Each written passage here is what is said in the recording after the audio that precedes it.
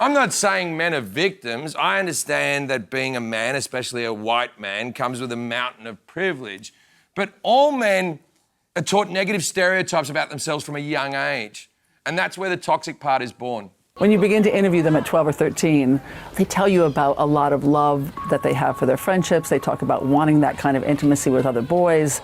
As boys got older, they began to tell a very different story. They'll say things like, no homo in response to a question about intimate friendships. That reveals the culture because the fact they're equating friendship with gayness is a part of American culture of masculinity.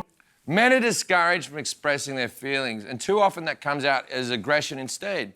A man can't even cry without becoming a meme. That Michael Jordan photo was from his induction into the Basketball Hall of Fame. He gave an emotional speech and said that he owed everything to his mum. But everyone saw that and just said, ha ha, meme that blubbering bitch. Our traditional view of masculinity doesn't just affect how we treat others, it can also be dangerous to our own mental health. Exactly at the age that we began to hear the language, the emotional language, disappear from boys' narratives. In the national data, that's exactly the age that boys begin to have 5 times the rate of suicide as girls. This is scary stuff. It's important to have feelings. I have a son. I want to teach him that. I also want him to respect women, but it's just so hard. No, I'm not saying it's hard to respect women. That's easy. I mean, it's hard to break these stereotypes. When he cries, I tell him to toughen up. I can't help it. That's the way I was raised. I go, toughen up. Though in my defence, what 5-year-old still believes in Santa? We need to redefine masculinity for today's world because men are getting mixed messages and it can be confusing.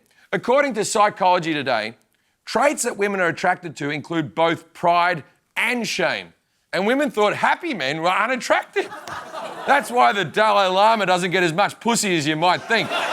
In all fairness, he does get a bit, but not as much as he deserves. We can't solve the problem of toxic masculinity until we can define what healthy, acceptable masculinity is. So what does the perfect modern man look like? He must respect others and show that he can be in charge. Like someone who manages a large staff, you know, he should have a lot of money, but not a disgusting amount, like around the salary of a guy who has his own TV show once a week. He should be caring and sensitive and to social issues, and also he should be confident. This guy doesn't give a what other people think. And he must be handsome, but in a non-traditional sort of way. And of course, he has to be funny. Now, I think you know who I'm describing. RuPaul. The perfect modern man and woman, to be honest. Frankly, I'd love to have a threesome with both RuPauls. With the Dalai Lama sitting in the corner encouraging us with inspirational thoughts like, you can't be 3 until you're 1 or some shit like that.